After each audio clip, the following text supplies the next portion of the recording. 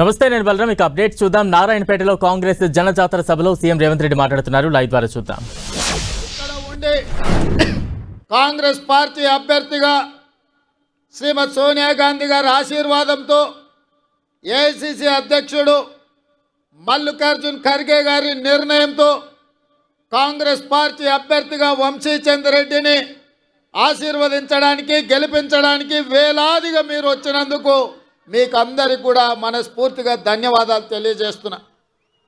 ఇదే వేదిక మీద నవంబర్ మాసంలో మీ అందరి దగ్గరకు వచ్చి ఆనాడు ఇక్కడి నుండే మీకు అందరికీ విజ్ఞప్తి చేసిన ఈ ప్రాంత ప్రజలకు చిరపరిచితుడు, కొన్ని దశాబ్దాల కాలం ఈ ప్రాంత అభివృద్ధి కోసం ఈ ప్రాంత ప్రజలకు అండగా నిలబడ్డ కీర్తిశేషులు చిట్టం నర్సిరెడ్డి గారి మన్వరాలు, కీర్తిశేషులు మిత్రుడు వెంకటేశ్వర రెడ్డి గారి కుమార్తె డాక్టర్ పర్ణికను మీరు ఎమ్మెల్యేగా గెలిపించండి. వారి మేనమామ శివకుమార్ రెడ్డి ఆ బిడ్డను కడుపులో పెట్టి చూసుకొని మీకు అండగా నిలబడి ఈడ కాంగ్రెస్ పార్టీ కార్యకర్తలను కాపాడండి. మీరు అండగా నిలబడి గెలిపించండి. తప్పకుండా ఈ ప్రాంతాన్ని అభివృద్ధి చేసే బాధ్యత నాది అని చెప్పి మీకు అందరికీ విజ్ఞప్తి చేసిన మాట ఇచ్చినట్టుగా మీరు అండగా నిలబడి డాక్టర్ పర్ణికమ్మ నారాయణపేట శాసనసభ్యురాలుగా అత్యధిక మెజార్టీతో మీరు గెలిపిస్తే మీకు నేను చెప్పిన మాటగా మక్తల్ నారాయణపేట కొడంగల్ ఎత్తిపోతల పథకం 1,30,000 ఎకరాలకు 4,000 కోట్ల రూపాయలతో ఈ ప్రాంతానికి మంజూరు చేసి ఎడారిగా మారిన ఈ ప్రాంతాన్ని సస్యశ్యామలం చేయాలి. మన పక్కనే పరవళ్ళు దక్కుతున్న కృష్ణానది జలాలు గ్రామాన ప్రతి ఎకరాకు నీళ్లు ఇవ్వాలి అన్న ఆలోచనతోని మన కాంగ్రెస్ పార్టీ నిర్ణయం తీసుకుంది. ఇదే కాదు, గద్వాలను ఇతర ప్రాంతాలను రాయచూరులను రైలు కూత వినిపిస్తుంటే మక్తల్ నారాయణపేట కొడంగల్ పరిగి వికారాబాద్ వరకు ఈ ప్రాంత ప్రజలు మాకెప్పుడు రైలు వస్తుంది, మేము రైలు కూత ఎప్పుడు వింటామని ఆనాడు కాంగ్రెస్ పార్టీ నిర్ణయించిన కృష్ణా వికారాబాద్ రైల్వే లైను 10 సంవత్సరాలు పడావు పెడితే పండబెడితే ఏ ఒక్కరోజు కూడా ఈ ప్రాంతంలో ఉన్న వాళ్ళు, అది బీఆర్ఎస్ వాళ్ళు కావచ్చు, బీజేపీ వాళ్ళు కావచ్చు, బీఆర్ఎస్ వాళ్ళు కేసీఆర్ని అడిగింది లేదు, బీజేపీ వాళ్ళు మోడీకి చెప్పింది లేదు. ఎందుకంటే వీళ్ళెవరికి ఆయన దగ్గరికి వెళ్ళి అడిగే ముఖం లేదు, వాళ్ళని అడగడానికి వాళ్ళకి అపాయింట్మెంట్ గతి లేదు. కానీ కాంగ్రెస్ పార్టీ అధికారంలోకి వచ్చిన 100 రోజుల్లోపనే కేంద్ర రైల్వే శాఖ అధికారులను రప్పించి ఆదేశాలు ఇచ్చి కృష్ణా వికారాబాద్ రైల్వే లైన్ మాకు కావాల్సిందే, మా ప్రాంతం అభివృద్ధి జరగాలంటే, మా ప్రాంతంలో ఉద్యోగ ఉపాధి అవకాశాలు పెరగాలంటే, నా కొడంగల్ గడ్డ మీద సిమెంట్ ఫ్యాక్టరీ రావాలి, వేలాది మంది నిరుద్యోగ యువకులకు ఉద్యోగ అవకాశాలు రావాలి అంటే కృష్ణా వికారాబాద్ రైల్వే లైన్ పూర్తి కావాలి అని చెప్పి ఆదేశాలు ఇచ్చి దానికి ఇలా మనం పూర్తి స్థాయిలో నిర్ణయం తీసుకున్నాం. ఇదే కాదు మిత్రులారా, మీరందరు నిలబడి మీరందరు కష్టపడి ఇక్కడున్న కార్యకర్తలే తమ రక్తాన్ని చెమటగా మార్చి భుజాలు కాయలు కాసే విధంగా కాంగ్రెస్ పార్టీ జెండాను మోసి 10 సంవత్సరాలు కేసీఆర్ ఎన్ని కేసులు పెట్టినా, ఎంతమందిని జైలుకు పంపించినా, అవసరమైతే మీ ఊపిరొదిలిండ్రు కానీ కాంగ్రెస్ పార్టీ జెండాను వదలలేదు. మీ భుజాలు కాయలు కాసే విధంగా ఇవాళ మహబూబ్ నగర్ పార్లమెంటు నియోజకవర్గంలో 7 అసెంబ్లీలు గెలిపించి 7 మందిని ఎమ్మెల్యేలు చేసిండ్రు. మిత్రులారా, ఈ వేదిక మీద నుంచి తెలంగాణ రాష్ట్రానికి నేను చెప్పదలుచుకున్నా, అయ్యా ఇవాళ మీరు ఆలోచన చేయండి. మేము కాంట్రాక్టర్లకో శ్రీమంతులకో లేకపోతే జాగీర్దారులకో జమీందారులకో టికెట్లు ఇవ్వలే. షాద్నగర్లో నేను టికెట్ ఇచ్చిన ఈర్లపల్లి శంకర్ ఒక రజక కుటుంబం నుంచి, సామాన్య కుటుంబం నుంచి, ఒక రజక కుటుంబంలో ఉన్నవాడు పైకి రావాలంటే ఎంత కష్టమో మీరు ఆలోచన చేయండి. ఇవాళ ఈ రాష్ట్రం మొత్తం మీద ఒక రజక కుటుంబం నుంచి ఒక యువకుడు ఎమ్మెల్యే అయిందంటే అది కాంగ్రెస్ పార్టీ శ్రీమతి సోనియా గాంధీ గారి ఆశీర్వాదంతో ఒక రజకుడు కూడా ఇవాళ కాంగ్రెస్ పార్టీలో ఎమ్మెల్యే అయిందని నేను చెప్పదలుచుకున్నాను. అదేవిధంగా మక్తల్ ప్రాంతంలో అతి చిన్న స్థాయి కార్యకర్త నుంచి కష్టపడి పైకొచ్చి కాంగ్రెస్ పార్టీ జిల్లా పార్టీ అధ్యక్షుడిగా జడ్పీటీసీగా మీకు అండగా నిలబడ్డ శ్రీహరిని సోనియమ్మ మల్లికార్జున్ ఖర్గే గారి ఆశీర్వాదంతో ఒక ముదిరాజు బిడ్డను ఇవాళ మక్తల్ నుంచి ఎమ్మెల్యేగా గెలిపించినాం. ఇది కాంగ్రెస్ పార్టీ వల్ల సాధ్యమైందా లేకపోతే ఇంకెవరైనా ఈ అవకాశం ఇస్తారా అని నేను అడుగుతున్నా. మిత్రులారా, ఈ రాష్ట్రంలో 119 అసెంబ్లీ నియోజకవర్గాలు ఉంటే 10% జనాభా ఉన్న ముదిరాజులకు కల్వకుంట్ల చంద్రశేఖరరావు ఒక్క టికెట్ కూడా ఇవ్వలే. నేను ఆయనని గడ్డ మీద నుంచి చెప్పిపోయినా, ముదిరాజు సోదరులు పౌరుషానికి మారు పేరు, మాట ఇస్తే మాటకు నిలబడి తల తెగిపడ్డ మడమ తిప్పని జాతి ముదిరాజు జాతి. మీకు టికెట్ ఇయ్యని కేసీఆర్ను గద్దెదించే శక్తి మీ చేతిలో ఉంది. మీరు నడుం బిగించండి అని ముదిరాజు సోదరుల ఈ నారాయణపేట నుంచే నేను విజ్ఞప్తి చేసిన. మాట ఇచ్చినట్టుగానే ఈ రాష్ట్రంలో ముదిరాజులకు టికెట్ ఇవ్వని కేసీఆర్ అధికారంలో ఉండడానికి లేదని ముదిరాజు సోదరులందరూ కేసీఆర్ని గోతి తీసి పాతి పెట్టి బొందలో పెట్టిండ్రు.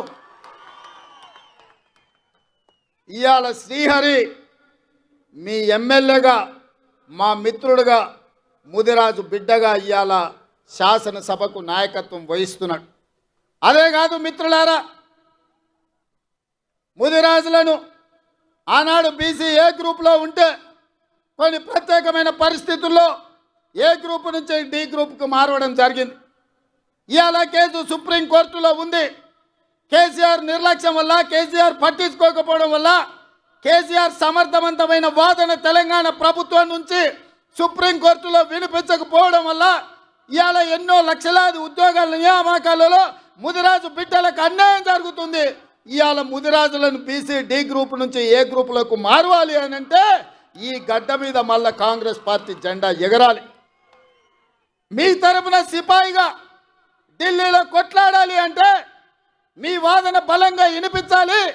మంచి మంచి వకీళ్లను పెట్టి వాదించాలి అంటే వంశీచంద్రెడ్డి ఢిల్లీలో ఎంపీగా ఉండాలి. ఇవాళ ముదిరాజ్ సోదరులు, నేను ఒక్క మాట ఇవ్వదలుచుకున్న ప్రత్యేకంగా ఈ రాష్ట్రంలో ఉన్న, తెలంగాణలో ఉన్న 10% ముదిరాజు బిడ్డలారా మీరు ఆలోచన చేయండి. మీ బిడ్డకు కేసీఆర్ ప్రాతినిధ్యం వహించే గజ్వేల్ సిద్దిపేట ఉన్న పార్లమెంటు మెదక్కు నీలం మధు ముదిరాజును కాంగ్రెస్ పార్టీ టికెట్ ఇచ్చింది. కానీ అదే కేసీఆర్ నాయకత్వం వహిస్తున్న మెదక్కు కేసీఆర్ వెంకట్రామరెడ్డికి టికెట్ ఇచ్చాడు. మేమేం ఆలోచన చేస్తామో, కేసీఆర్ ఏం ఆలోచన చేస్తాడో మీరు ఒక్కసారి ఆలోచన చేయండి. అందుకే ఇవాళ ఈ వేదిక మీద నుంచి మీకు ఒక మాట ఇవ్వదలుచుకున్నా. మెదక్లో నీలం ముదిరాజును గెలిపించండి, మహబూబ్నగర్లో వంశీ చంద్రెడ్డిని గెలిపించండి, తెలంగాణలో 14 సీట్లు ఇవ్వండి. ఆగస్టు 15 తారీఖు లోపల మీ ముదిరాజు బిడ్డను మంత్రిని చేసే బాధ్యత నాది. మీకు శక్తి ఉంది, మీకు యుక్తి ఉంది, మీకు పట్టుదల ఉంది, మీకు పౌరుషం ఉంది, పోరాడే శక్తి మీకుంది. ఇదంతా సంఘటితమై మీరందరూ ఏకమై తెలంగాణ గడ్డ మీద కాంగ్రెస్కు 14 సీట్లు ఇవ్వండి. మీ బిడ్డను 15 ఆగస్టు తిరిగే లోపల మంత్రిని చేసే బాధ్యత నేను తీసుకుంటా, మీకు మాట ఇస్తున్నా అని చెప్పి నేను ఈ వేదిక మీద నుంచి మీకు చెప్తున్నా. మిత్రులారా, రాజకీయంగా ఇవాళ ముదిరాజులు వెనుకబడ్డారు, మా మాదిగ సోదరులు వెనుకబడ్డారు. ఉద్యోగ ఉపాధి అవకాశాలలో వాళ్ళకు రావాల్సిన అవకాశాలు రాక పీజీలు పిహెచ్డీలు చదువుకున్న మాదిగ సోదరులు ఇవాళ అన్యాయానికి గురవుతున్నారు. అందుకే మిత్రులారా, మాదిగల ఏబిసిడి వర్గీకరణ మీద 10 సంవత్సరాలు చంద్రశేఖరరావు సుప్రీంకోర్టులో కేసు వాదించకపోతే నేను ముఖ్యమంత్రి అయిన ఎంబడే పెద్దలు దామోదర్ నరసింహ గారితో పాటు 8 మంది ఎమ్మెల్యేలను ఢిల్లీకి పంపించి ఉద్దండులైన న్యాయవాదులను పెట్టి మాదిగల వర్గీకరణ ఏబిసిడి జరగాల్సిందే అని చెప్పి కేసును నేను వాదించిపించిన.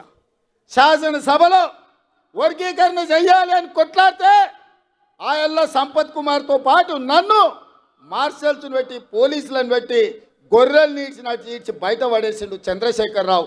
ఇవాళ మాదిగలకు అన్యాయం చేసింది చంద్రశేఖరరావు కాదా?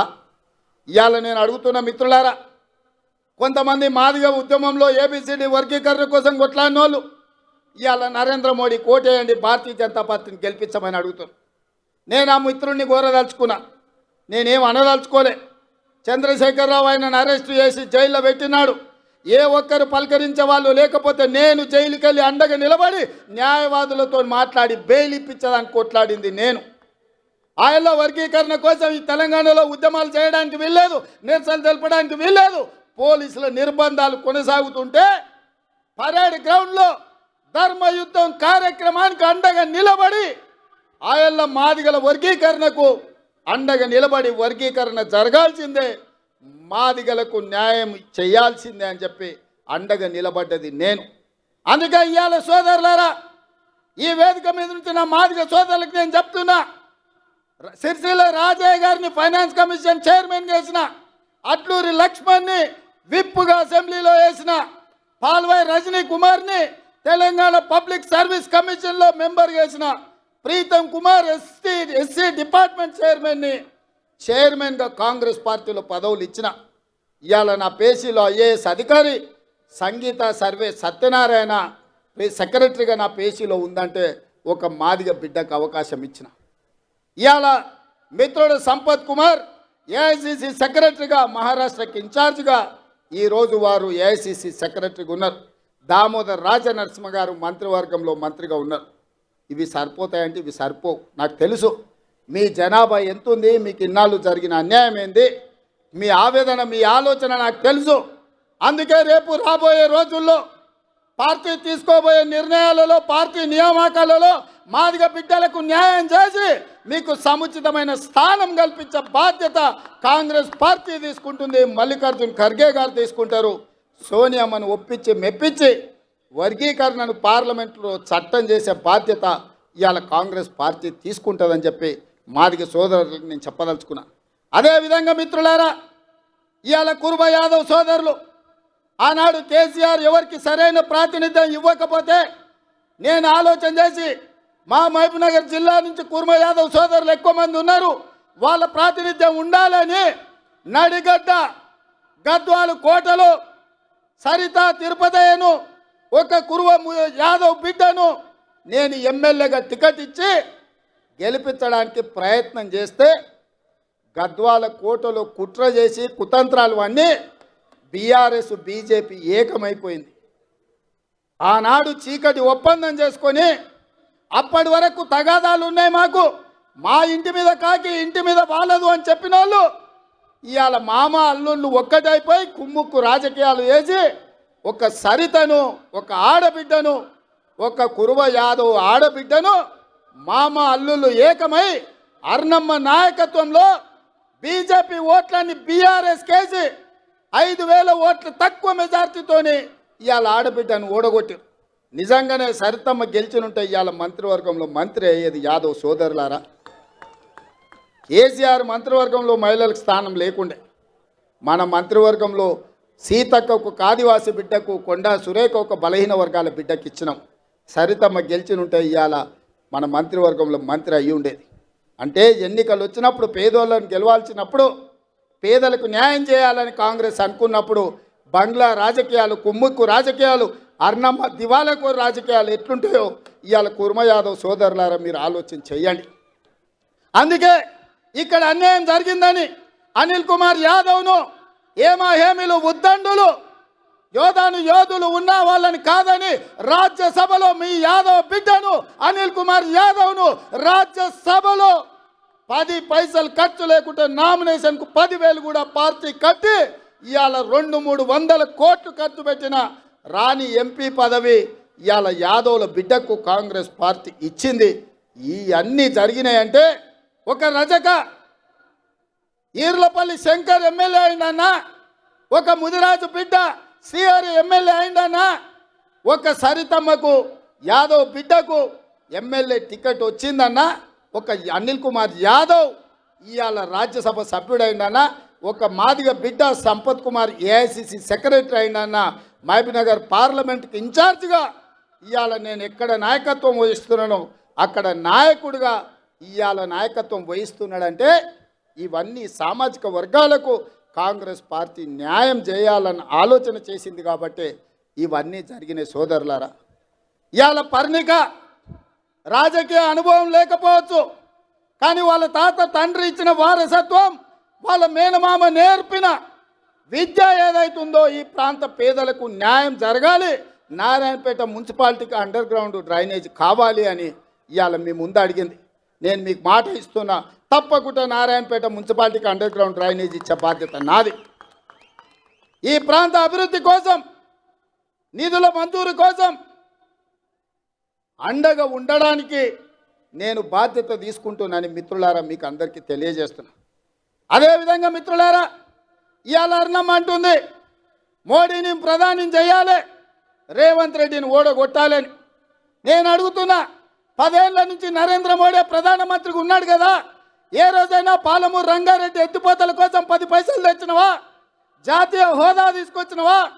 మా మాదిగ బిడ్డల ఏబిసిడి వర్గీకరణ కోసం ఏ రోజైనా ప్రధానమంత్రిని కలిసినవా?